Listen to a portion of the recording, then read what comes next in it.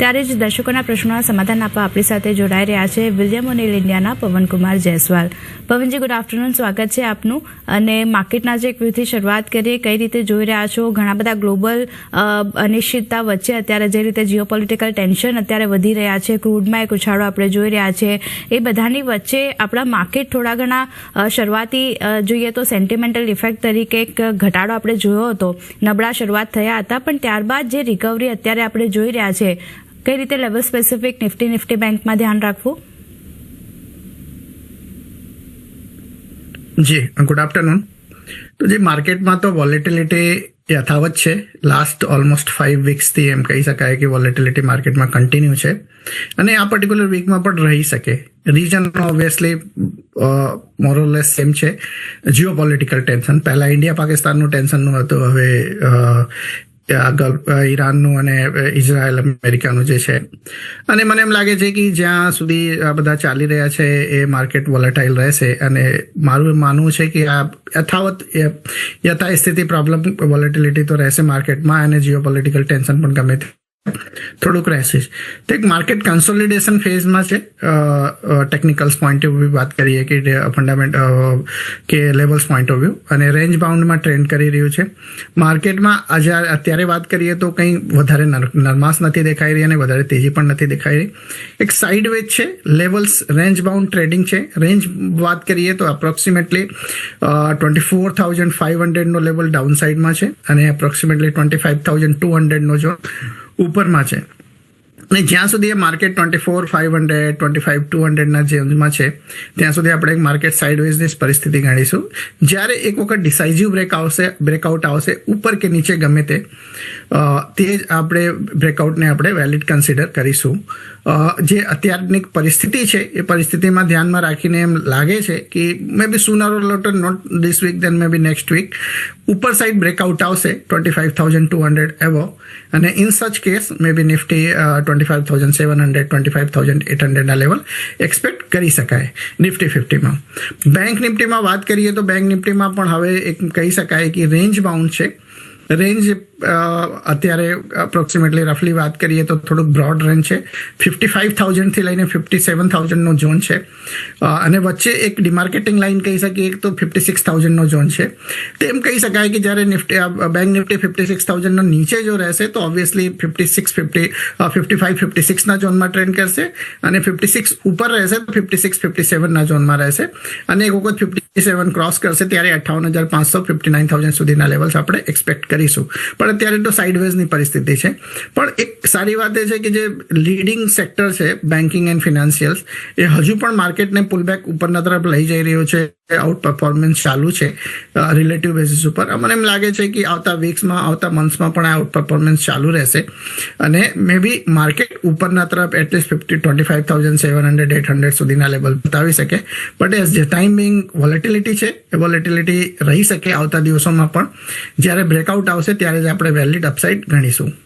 આગળ વધીને stock specific ચર્ચાની શરૂઆત કરીએ તો સૌથી પહેલાં ટ્રેન્ડ પર એક વ્યૂ લઈ લઈએ. પવનજી, અહીંયા આપણે નિફ્ટીનો ટોપ ગેનર અત્યારે આ સ્ટોક બનતો દેખાઈ રહ્યો છે.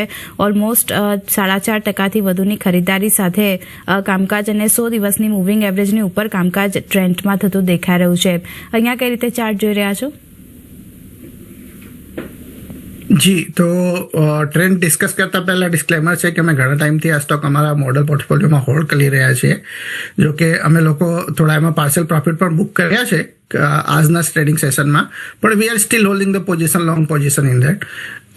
ઘણા ટાઈમથી એક જે બુલિશ સ્ટ્રક્ચર ઇમર્જ થઈ રહ્યું છે અને લાસ્ટ કપલ ઓફ વીક્સમાં તમે જોશો કે જે રિટેલ સ્ટોક્સ છે, તમે રિટેલ સ્ટોક્સમાં તમે ડીમાર્ટ લઈ લો કે ટ્રેન્ટ લઈ લો કે VMM લઈ લો કે V2 રિટેલ, એટલે ઇન શોર્ટ રિટેલ સ્પેસમાં એક સારું બચ જોવા મળતું હતું અને ટેકનિકલ જે રીતે ઇમ્પ્રુવમેન્ટ થઈ રહ્યું હતું લાસ્ટ વીકમાં, ત્યાંથી જ એક દેખાતું હતું કે મે બી આ સ્ટ્રક્ચર સારું એવું પરફોર્મન્સ બતાવી શકે છે અને trend is obviously leading stock in this particular space.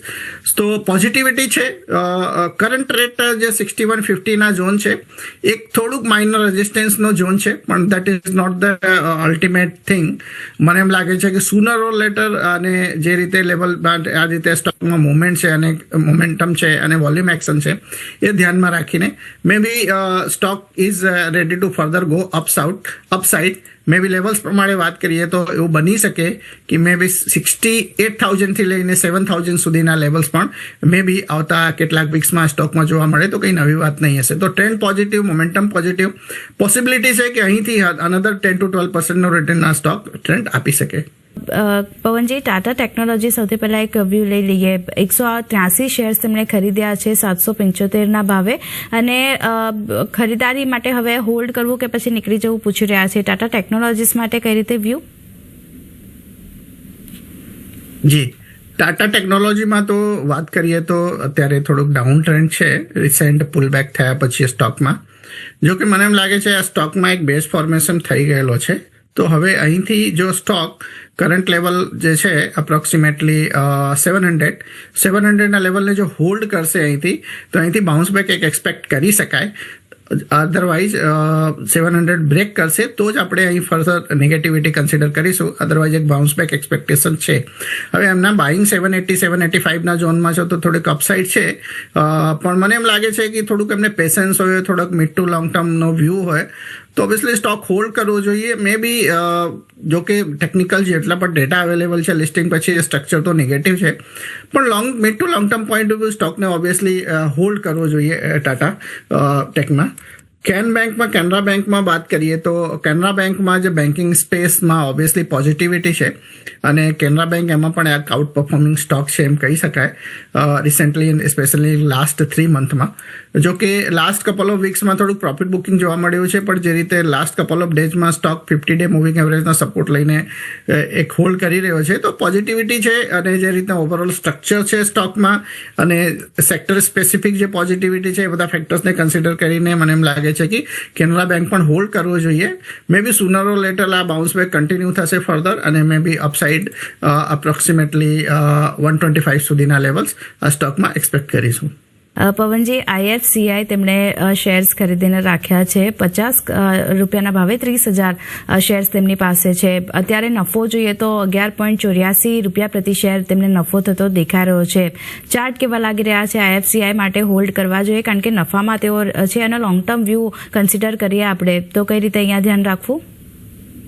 G, March ક્વાર્ટરના નંબર્સ ઓબ્વિયસલી પોઝિટિવ ટર્ન થયા છે સ્ટોકમાં, અને સાથે સાથે તમે ટેકનિકલ ફેક્ટર્સમાં વાત કરીએ તો not only price volume but institutional side પણ આમાં સ્ટોકમાં જે માર્ચ ક્વાર્ટરમાં ઇન્સ્ટિટ્યુશનલ હોલ્ડિંગ છે વધી છે, અને એના લીધે તમે જોશો તો કે સ્ટોકમાં કરેક્શન થયા પછી એપ્રિલ પછી એક સુધારો પણ જોવા મળી રહ્યો છે. અને ઓવરઓલ એક લોંગર પોઈન્ટ ઓફ વ્યૂથી મને એમ લાગે છે કે લોંગ ટર્મ ઇન્વેસ્ટર છે તો લોંગર પોઈન્ટ ઓફ વ્યૂથી વાત કરીએ તો જે ઓવરઓલ સ્ટ્રક્ચર છે સ્ટ્રક્ચર પોઝિટિવ છે. તો ઓબ્વિયસલી મને એમ લાગે છે કે એમને આ stock at least another 2 to 3 years hold કરવો જોઈએ એમના પોર્ટફોલિયોમાં.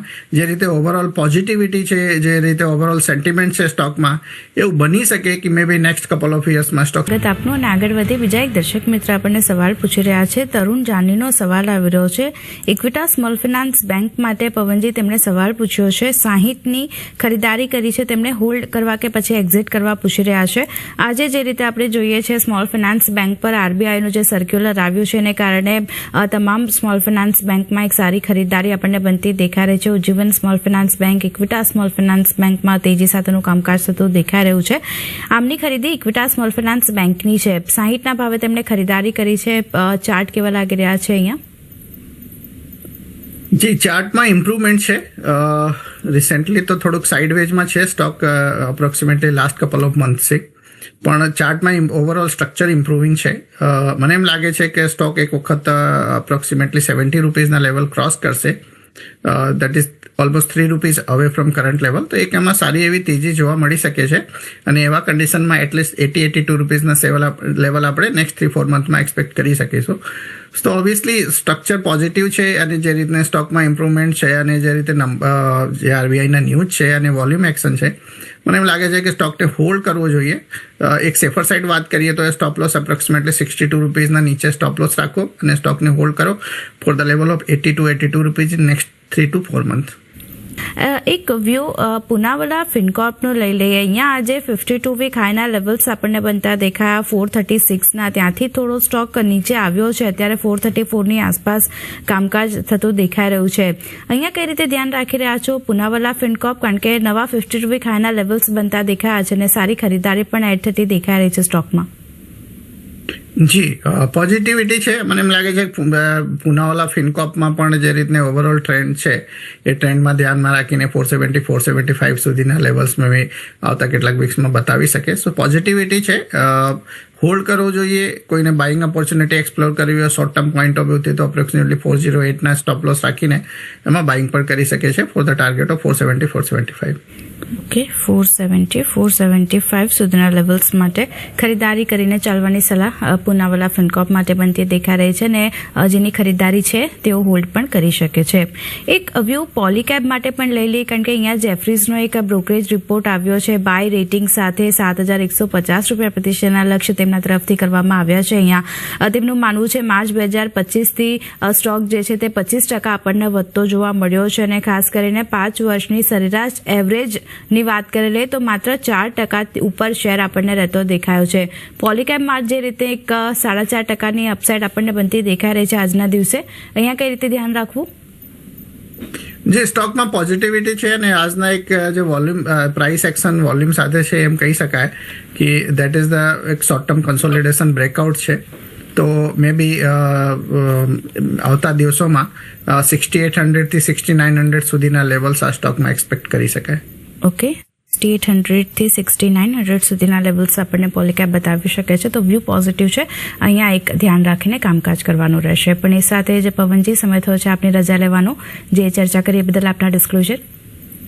જી, તો કોઈ પણ સ્ટોકમાં મારું પર્સનલ એક્સપોઝર નથી, પણ અમારા ક્લાયન્ટને રેકમેન્ડ કરેલા હોય કે ક્લાયન્ટના પોર્ટફોલિયોમાં હોય એ પૂરેપૂરી પોસિબિલિટી છે.